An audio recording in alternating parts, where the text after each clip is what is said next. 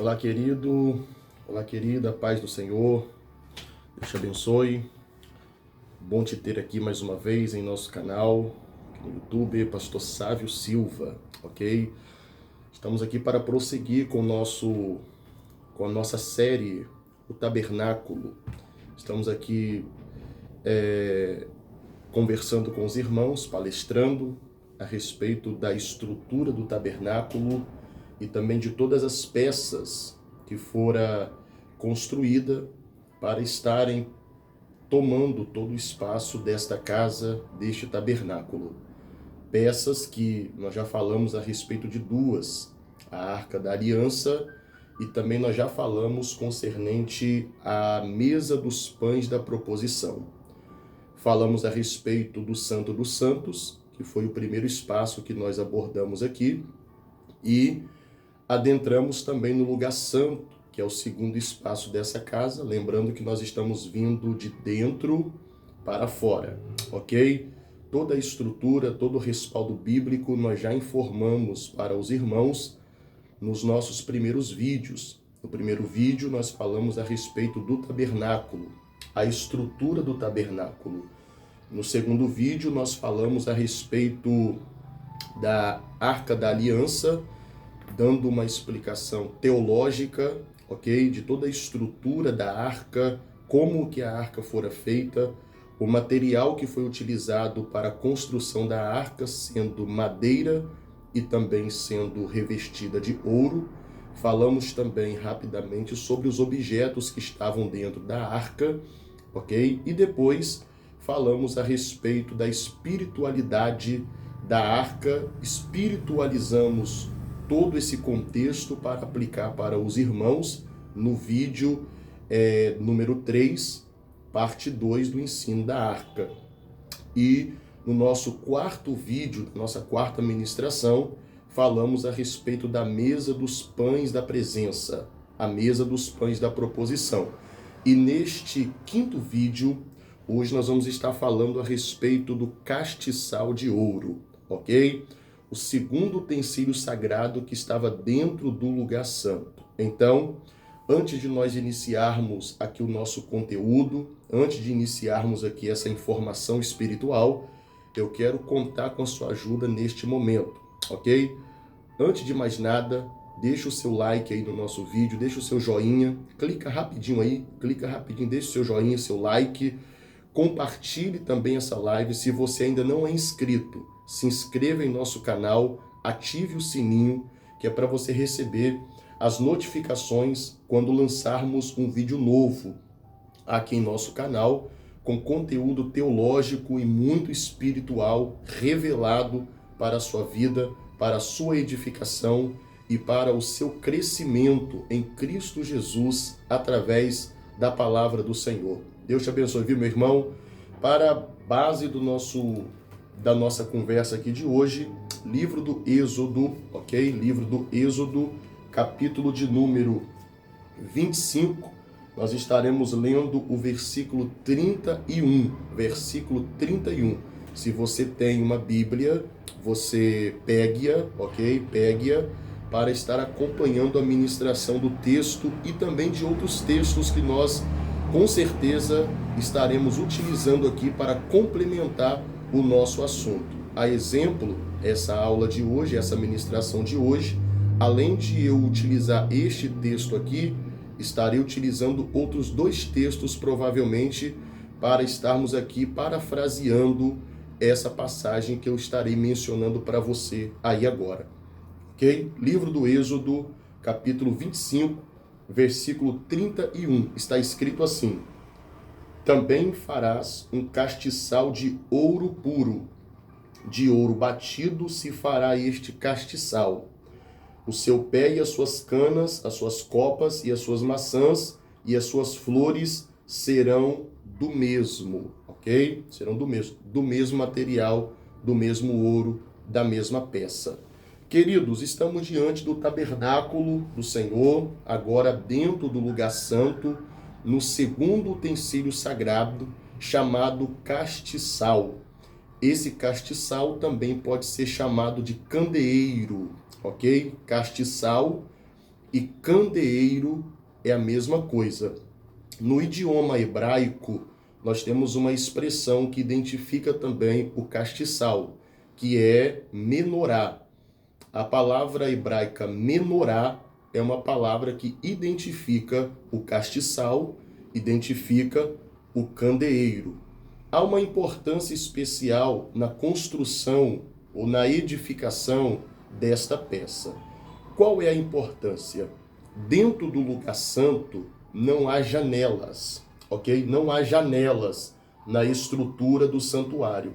Seja no santo ou no santo dos santos, a casa não tem janela, é um espaço totalmente fechado. Para o sacerdote ter acesso ao lugar santo, ele entra pela cortina de entrada, ok? Abrindo-a, dividindo-a o lado para que ele possa entrar. Uma vez que ele entrou, a cortina ela se fecha naturalmente e o espaço lá dentro ele fica totalmente escuro, porque não tem porta e não tem janela. Então os sacerdotes que estão trabalhando ali dentro, que estão trabalhando na manutenção da mesa dos pães da presença, dos pães da proposição, no altar do incenso, que vamos falar na próxima ministração, e também no menorá aqui, no castiçal, é o espaço escuro. Não há possibilidade de abrir uma ruptura para que venha vir claridade. Uma vez que todas as cortinas, toda a cobertura que está no tabernáculo fora feito de pele de animais, ok? Tudo tecido no próprio deserto. Todo o trabalho, o mecanismo de tecelagem fora tudo criado no deserto, ok? Então, logicamente que a gente entende que foi um material utilizado rústico. Então, tudo muito escuro dentro da casa. Então, não há possibilidade do sacerdote estar conseguindo enxergar com muita facilidade. Por isso, a ideia de fazer o castiçal. Porque o castiçal é uma peça de ouro, uma peça única. Dentre as que estão dentro da casa, não há nenhuma semelhante a essa, porque todas as outras foram feitas de madeira de cetim, revestida de ouro. Essa peça, porém, é uma peça que fora feita de ouro puro. Não há madeira nessa peça. Essa peça fora feita de ouro puro, ouro batido, 24 quilates. Uma peça única, pesando 49 quilos e 110 gramas. Então registre essa informação aí.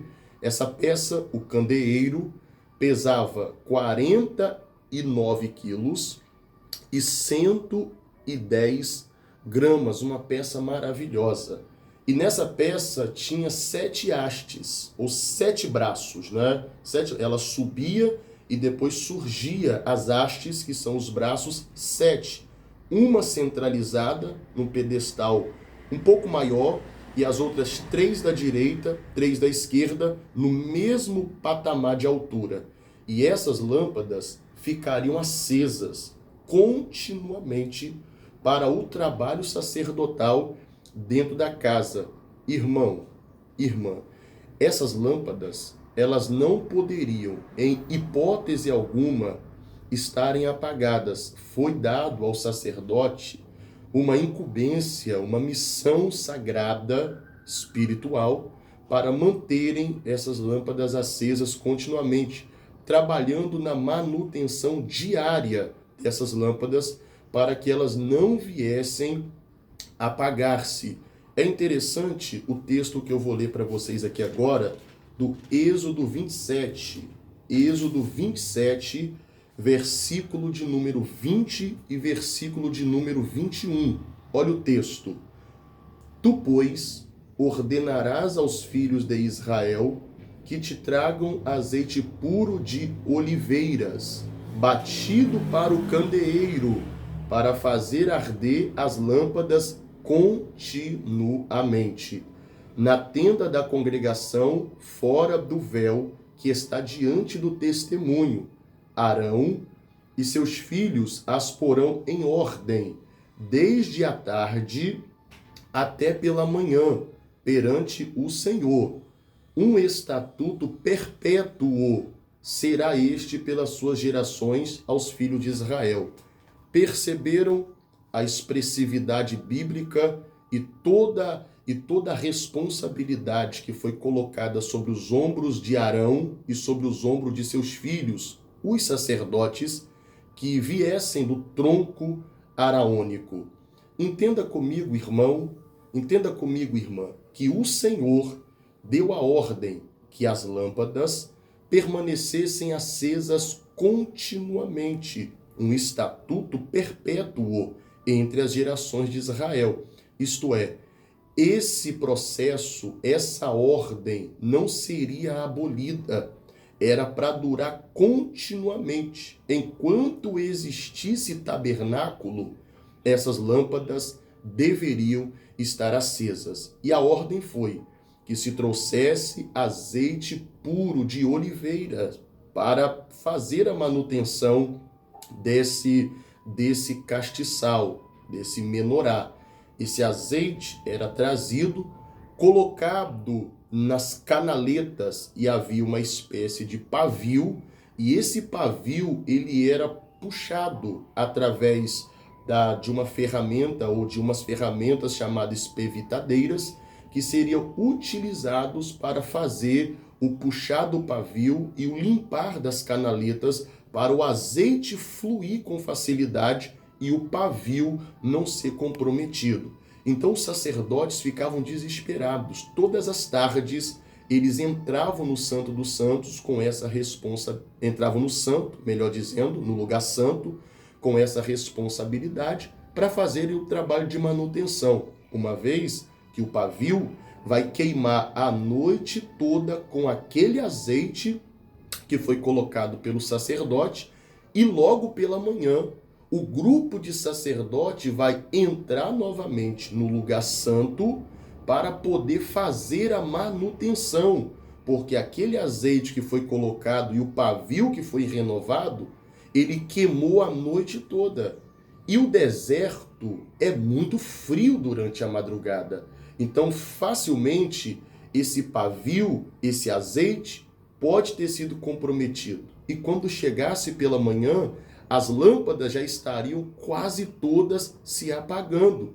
Era necessário que o sacerdote viesse ligado, que o sacerdote viesse focado no trabalho, para chegar imediatamente, fazer a manutenção, trocar o azeite, reposicionar o pavio, para que a chama no castiçal não viesse apagar, porque um novo grupo de sacerdotes já está para entrar na casa para fazer o trabalho no altar do incenso e também na mesa.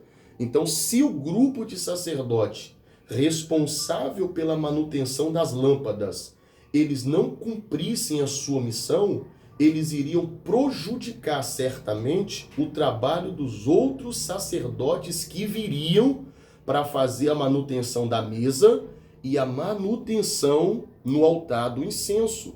Então era fundamental, era de suma importância que o grupo de sacerdote responsável pelo castiçal trabalhasse focado, trabalhasse ligado, trabalhasse com todo comprometimento para não permitir que essas lâmpadas viessem se apagar. É um estatuto perpétuo. É um estatuto perpétuo. Nós temos outro texto, né? Nós temos outro texto. Eu falei que iria usar dois textos aqui com vocês hoje.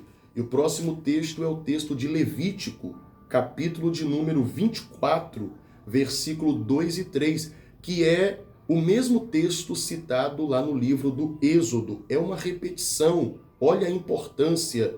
Um assunto que por Deus é repetido, é um assunto que Deus está fazendo questão de ficar inculcado na mente de alguém. Olha Deus repetindo a mesma coisa. Ordena aos filhos de Israel que te tragam azeite de oliveira puro, batido, não pode ser misturado. A essência desse azeite não pode sofrer nenhum tipo de adulteração. Tem que ser azeite puro, senão o negócio não funciona. tem que ser azeite puro, senão o fogo ele não pega. Tu consegue entender essa informação espiritual? Se não for puro, se o negócio não for puro, se for adulterado, não tem negócio. Deus não trabalha com nada adulterado ou com nada misturado, ok? Não estamos juntos e misturados. Fomos separados para um propósito. E para o fogo pegar, o negócio tem que ser puro. Então receba aí, vamos lá. Para a luminária, para acender as lâmpadas continuamente. Arão as porá em ordem perante o Senhor continuamente, desde a tarde até a manhã. A tarde para queimar a noite toda até pela manhã. Fora do véu do testemunho, isto é, fora do lugar santíssimo, na tenda da congregação. Estatuto perpétuo é pelas vossas gerações. É Deus repetindo aquilo que ele já havia pronunciado em Êxodo 27, versículo de número 20. É Deus dando uma importância, ok? Uma importância concernente a esse assunto e a essa responsabilidade do sacerdote. Você deve entender que essas lâmpadas elas não podem se apagar.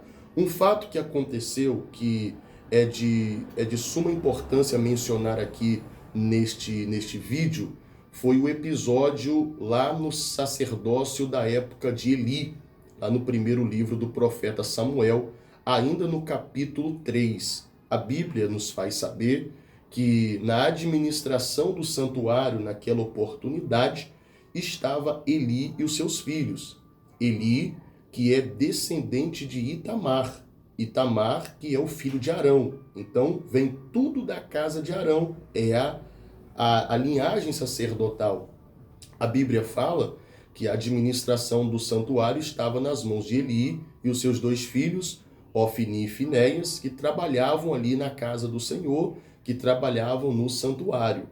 Entretanto, há uma passagem que é muito curiosa no capítulo 3, quando Samuel, ainda um adolescente, já estava ali sendo discipulado, sendo treinado por Eli para servir ao santuário, ok? Para servir ao santuário. A Bíblia diz que o Senhor estava falando com Samuel e Samuel não estava compreendendo com perfeição quem estava falando com ele, se era Deus ou se era Eli. Ele não tinha ainda o discernimento pleno da voz do Senhor, uma vez que Samuel ainda era um menino e ainda não tinha tido experiência com a voz de Deus, como Eli já tivera ao longo do seu ministério, ao longo da sua caminhada. Querido irmão, Eli entendeu que Deus estava chamando Samuel e falou com Samuel que se deitasse e que se ouvisse aquela voz novamente, ele se pronunciasse dizendo: fala, Senhor, porque o teu servo ouve. Interessante é que Samuel foi dormir e o texto diz bem assim que ali veio o Senhor para falar com Samuel e o Senhor o chamou, diz o texto, antes que a lâmpada se apagasse. É interessante isso aqui e é preocupante ao mesmo tempo e me deixa alarmado. Todas as vezes que eu leio esse texto, o meu coração e a minha alma ficam agitados dentro de mim, porque o texto ele é preocupante, porque diz antes que a lâmpada do templo se apagasse. O templo aqui é o tabernáculo de Moisés, que está montado em Siló, porque Israel já saiu do deserto, já passou por Gilgal e estabeleceu a sede fixa religiosa em Siló. E a administração da casa está sobre as mãos dos sacerdotes, como foi a ordem de Deus por intermédio do ministério de Moisés, o servo do Senhor. Porém, ao que parece, há uma displicência, há uma irresponsabilidade, há uma falta de compromisso, há uma falta de propósito, há uma falta de foco, há uma falta de reverência. Por quê, pastor? Porque essas lâmpadas, pelos textos que nós aqui verificamos, não poderiam apagar-se. Só que nos dias de Eli, nos dias da administração de Eli e de seus filhos, a Bíblia nos faz saber que a lâmpada ela apagava, porque Deus veio antes que apagasse. Porque com lâmpada apagada, Deus não chama profeta. Perfeito? Com a lâmpada apagada, Deus não chama profeta. Aí Deus, pela necessidade de chamar alguém para levar a sério a obra, para levar a sério o trabalho, para levar a sério a manutenção do santuário, antes que a lâmpada se apague, Deus vai levantar alguém. Antes que a lâmpada se apague, Deus vai falar com alguém. E eu quero abrir parênteses aqui nessa ministração para liberar uma palavra sobre a vida de alguém que me ouve nesse momento, que assiste esse vídeo nesse momento. Deus vai levantar profeta nessa nação brasileira, antes que a lâmpada de muitos templos se apaguem, porque é notório que muitas lâmpadas estão se apagando, e antes que todas as lâmpadas se apaguem, Deus vai chamar alguém para o ministério profético. Deus vai levantar alguém. Pode ser você, ok? Pode ser você. Vamos prosseguir com a nossa linha de raciocínio aqui, teológico, para você pegar as pérolas e entender o propósito da ministração. Então vamos lá. Tudo isso nos leva a entender que era irresponsabilidade, era uma falha ministerial dos administradores do santuário. E o reflexo dessa irresponsabilidade, o reflexo dessa falta de compromisso, a gente logo percebe no capítulo 1 e no capítulo 2. Porque os pecados de Eli e os pecados de seus filhos eram tão grotescos, eram tão grotescos que o texto faz questão de elucidar, de deixar claro para nós. Eles pecavam, eles roubavam a oferta, eles desprezavam a oferta do Senhor, eram filhos de Belial, não conheciam ao Senhor, se prostituíam com as mulheres que vinham em caravanas para o santuário. Então era todo tipo de pecado praticado. Isso por quê? Porque a lâmpada do templo, ela não era acesa como devia ser. Então, aonde a lâmpada está apagada, o que governa? Trevas. Aonde a lâmpada está apagada, o que governa? Satanás. Porque Satanás, ele é o Deus, em D minúsculo, das trevas. Ele é o Senhor das trevas. Mas o Senhor, nosso Deus, é o Senhor da luz. Aonde Deus está, a sua glória dissipa os poderes das trevas. Porque o diabo quer apagar a igreja. Porque o diabo quer manter a igreja na escuridão. Para que o pecado venha crescer com toda a liberdade e venha assumir a supremacia dentro dos templos. Mas enquanto houver um sacerdote responsável, comprometido, focado, a lâmpada do templo não será apagada. Você compreende isso? Então a lâmpada ela não podia apagar, ela não podia ser deixada de lado, não podia ser tratada com displicência. O castiçal de ouro, meu querido irmão, o castiçal de ouro também ele pode representar, ou no poder representativo simbólico do emprego da palavra profética, o santuário, né, leva vários símbolos e todos os seus utensílios, toda a sua mobília sagrada, todos os objetos sagrados que estão dentro do templo, que estão permeando o espaço do santuário, eles carregam também sobre si toda a simbologia sagrada, toda a simbologia profética. E o próprio tabernáculo leva sobre si a simbologia do Deus eterno, e a sua mobília também leva a simbologia do Deus eterno e da pessoa bendita de Cristo, e também da sua noiva, que é a sua igreja. Aqui nesse objeto, aqui nesse utensílio chamado castiçal, por exemplo, o castiçal representa a igreja. O castiçal representa a igreja. Na visão de João no Apocalipse, no capítulo 1, a Bíblia diz que João foi arrebatado aos céus em espírito. E ele viu um semelhante ao Filho do Homem que estava, meu querido irmão, andando no meio dos 7 castiçais de ouro. Os 7 castiçais de ouro ali daquela passagem representa as 7 igrejas da Ásia. Isto é, castiçal na Bíblia representa a igreja. E o que faz a igreja ser acesa? O que faz a igreja ser viva?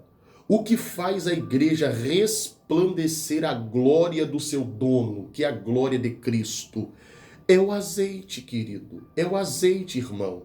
O azeite na Bíblia é símbolo do Espírito Santo. Olha a exigência. O azeite tem que ser puro. O Espírito Santo é puro. O Espírito Santo, ele é meigo. O Espírito Santo, ele é santo. E o Espírito Santo, ele é puro. Ele não aceita mistura.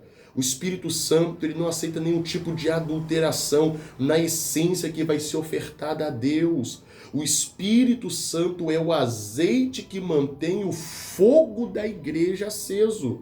Por isso Paulo disse aos Tessalonicenses: e não extingueis o Espírito Santo. Não apagueis o Espírito. Não apague o fogo que faz com que a igreja venha a ser acesa. O Espírito Santo, ele é o azeite que mantém a igreja acesa, a igreja viva, a igreja resplandecente, a igreja triunfante sobre as batalhas e sobre todas as hostes infernais da maldade que guerreiam contra a igreja, viu? Que guerreia contra a igreja. Um outro detalhe importante também que eu quero passar para vocês aqui sobre o castiçal são 7 lâmpadas, uma centralizada, que está num patamar um pouco mais elevado do que as outras 6, que estão no mesmo patamar.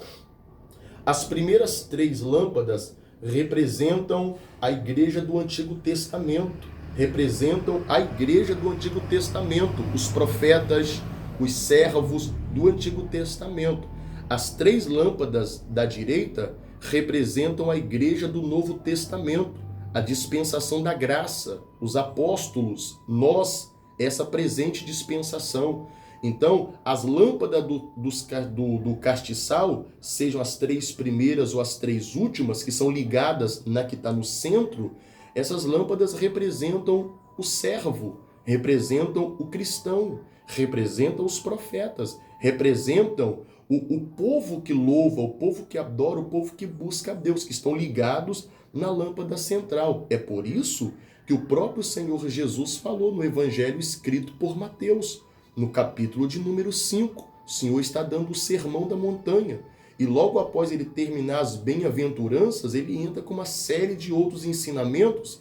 E para abrir esse ensinamento, ele já manda o que os irmãos são, o que a igreja é, o que os crentes são, o que os cristãos são. Ele diz: vós sois o sal da terra e a luz do mundo. Irmão, nós somos a luz do mundo.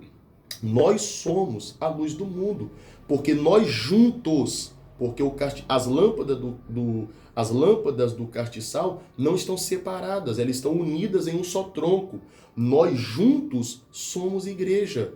Eu separado, eu não sou igreja. Eu com você, nós juntos, nós somos igrejas, ligado no castiçal, ligado no tronco.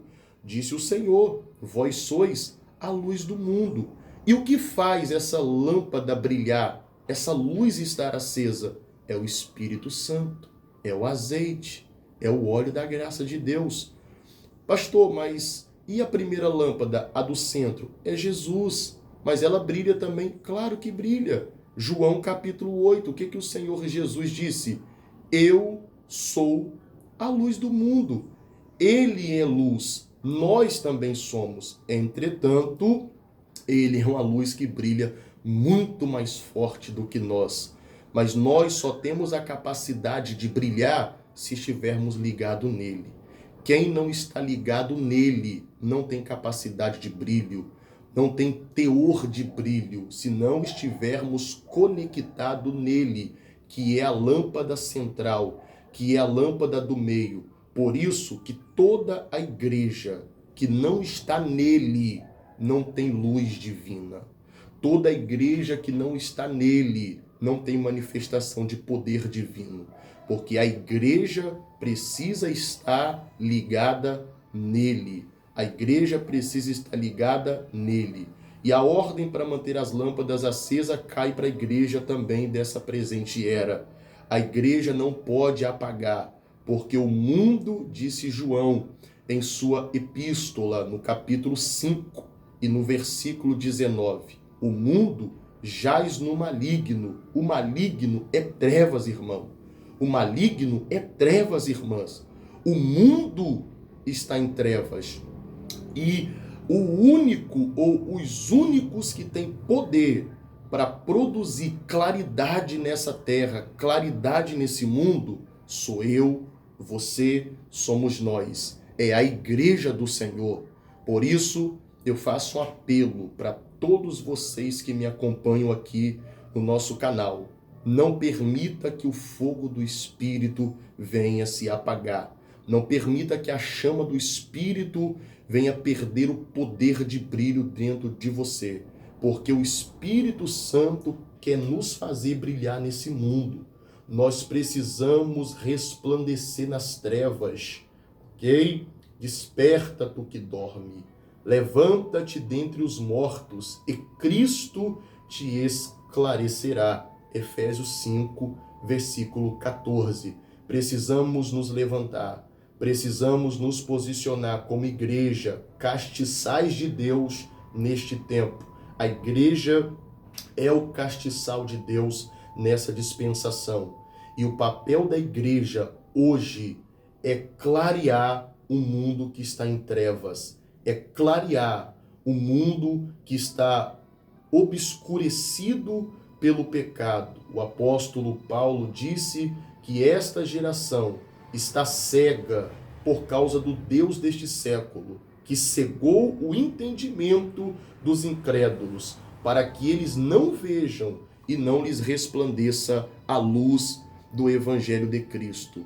Portanto, irmãos, que sejamos avivados em Cristo, que sejamos renovados em Cristo e que permitamos que o nosso sacerdote eterno traga o santo azeite e faça a manutenção nessa lâmpada que está quase apagando, ok? Que ele faça a manutenção nessa lâmpada, que ele puxe esse pavio e que ele renove esse óleo para que essa lâmpada não venha apagar. Porque, meu irmão, a cana trilhada, disse Isaías, não se quebrará e nem se apagará o pavio que fumega. Então que sejamos um pavio fumegando em decorrência do azeite sagrado que o sacerdote veio para renovar. E eu tenho uma palavra profética para você. Quero lhe dizer que o sacerdote já entrou no lugar santo, ok? O sacerdote já entrou no lugar santo, porque o sacerdote estava no átrio. Oh, glória a Deus! Eu sinto a presença do Senhor nessa ministração. O sacerdote, ele estava no Santo dos Santos, o céu. Mas do céu ele desceu, ele veio para o átrio. Ele estava no átrio. Aqui no átrio, o que acontece? Ele pregou, ele discipulou, ele sofreu, ele apanhou, ele morreu, foi crucificado, foi sepultado, ao terceiro dia ele ressuscitou. Tudo isso ele fez aqui no átrio. Só que eu tenho uma palavra de Deus para te entregar. Ele já saiu do átrio. E ele já entrou no lugar santo, que são as atmosferas celestes, até chegar no Santo dos Santos, que é a sua sala eterna. Mas passando no lugar santo, que são as primeiras atmosferas eternas, ele já entrou com azeite sagrado para produzir em nós esse renovo, essa santificação, essa graça divina. O Espírito que veio sobre nós, o Espírito que desceu sobre a igreja, ele veio porque o sacerdote, ele saiu do átrio e entrou no lugar santo para a glória do bendito Deus eterno. Por isso, receba o Espírito Santo, receba a vida de Cristo, receba avivamento de Deus, receba a unção divina através da palavra, receba o verdadeiro avivamento. Não seja um emocionado, Não seja alguém que é levado para todo lugar por qualquer tipo de emocionalismo barato. Seja avivado pela palavra de Deus. Porque crente emocionado, ele sofre todos os dias, se desvia, sai da igreja, vai para o mundo, volta, vai, vem de novo, crente emocionado. Agora, crente verdadeiramente avivado por Deus, pelo poder da palavra soberana, esses crentes resistem à pressão. Esses crentes suportam a provação. Por isso eu profetizo um genuíno avivamento sobre a sua vida, sobre a sua casa, sobre a sua igreja, sobre o seu ministério, e que possamos juntos desfrutar da supremacia, da glória e do resplendor do avivamento de Cristo. Eu sou um castiçal, você é um castiçal, somos os castiçais de Deus nessa dispensação. Por isso, zele por aquilo que Deus te deu, preserve aquilo que Deus te deu e não perca por nada a unção e a graça que Deus pôs em sua vida, porque quando a lâmpada se apaga, irmão, é trevas. Quando a lâmpada se apaga, é escuridão.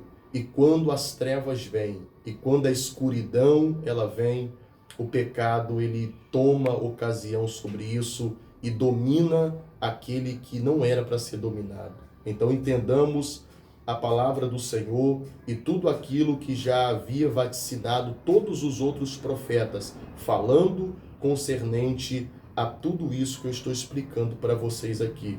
O castiçal de ouro, todas as suas pérolas, toda a sua simbologia e todo o simbolismo espiritual. E que sejamos renovados no Senhor. Viu? Que Deus te abençoe, que Deus te dê graça para continuarmos aqui, viu? Não acabou. Na próxima ministração nós vamos falar sobre o altar do incenso, o que representa o altar do incenso no sentido de adoração, de intercessão, de culto. É interessante, viu? O altar do incenso que está bem próximo do castiçal. O altar do incenso é tão forte o seu simbolismo que o Senhor disse que ele desceria, né? Ele desceria. Então, o que é ofertado no altar do incenso, Deus não recebe em cima, Deus recebe embaixo, Deus desce para receber. É muito forte tudo isso, irmão. É muito forte. Eu espero que nessa informação teológica e também espiritual você possa crescer no Senhor, possa crescer em Cristo e que a graça do Senhor seja sobre a sua vida. Deus te abençoe, Deus abençoe a sua casa. Espero te ver aqui no próximo vídeo, em nome de Jesus. Amém? Deus te abençoe. Fique na paz.